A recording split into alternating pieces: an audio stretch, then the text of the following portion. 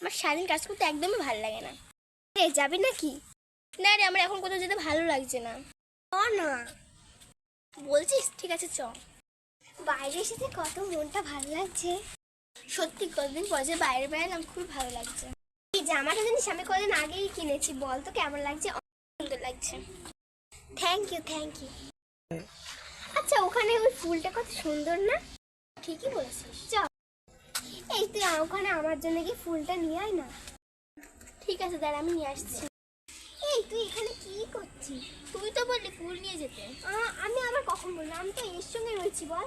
হ্যাঁ, বিশ্বাস না হলে তুই একেই জিজ্ঞেস করে দেখ। এই বল, আজ আমি সারাদিন তোর সঙ্গেই ছিলাম তো। হ্যাঁ, ও এতক্ষণ তো আমার সাথেই ছিল। কি বলিস? চ তাড়াতাড়ি বাড়ি চ।